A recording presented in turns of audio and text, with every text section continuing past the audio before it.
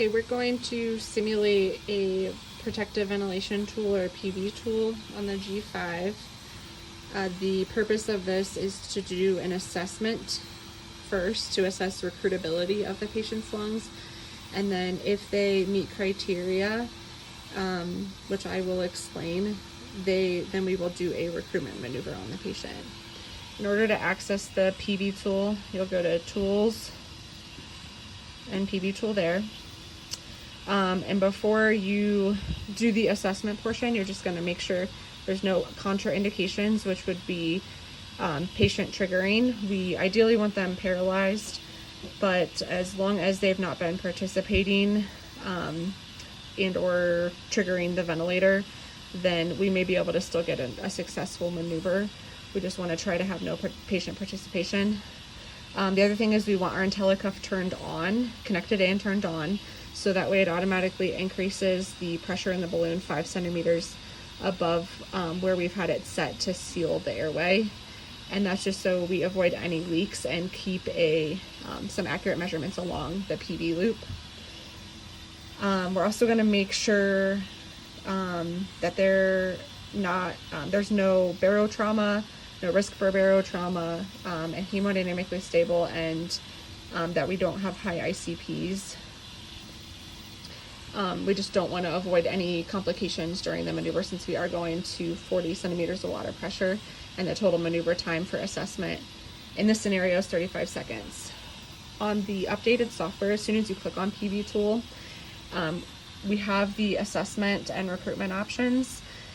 That just allows us to quickly do the assessment and recruitment with the recommended settings, which is a start of 5, a top of 40. The idea there is that most people reach their total lung capacity at 40 centimeters of water pressure. We end at 5 just so we can assess both inflation and deflation limb fully. It will switch the PEEP back to 12 automatically once the maneuver is over.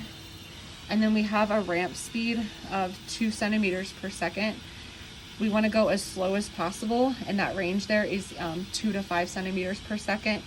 That way we can take out any inaccurate measurements that resistance would cause, so that we have what's called a quasi-static loop. At any point, you can go to settings here and change those values.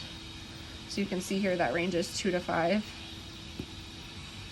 With these current settings, it is a 35-second maneuver. So as soon as we're ready, we'll hit start. The lungs will start to inflate very slowly. They'll end at 40, and then they'll start deflating. And after we hit start, we have the option to restop this at any point.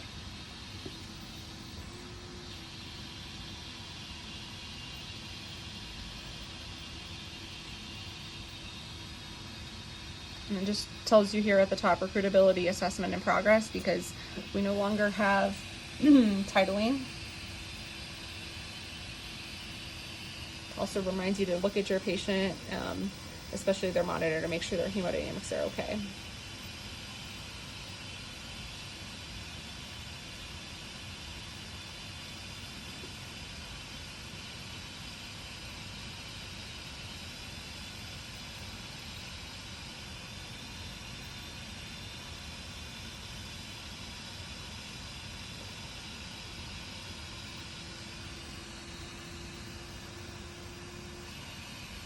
Alright, so now we have our loop built here, and we have the view to show our loop, and then it also shows the change in volume down here at the bottom.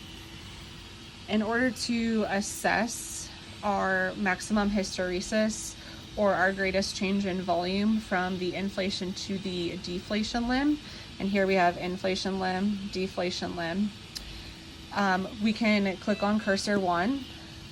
And it does appear here with cursor 1 that it automatically defaults to that greatest change in volume, which is about 1800.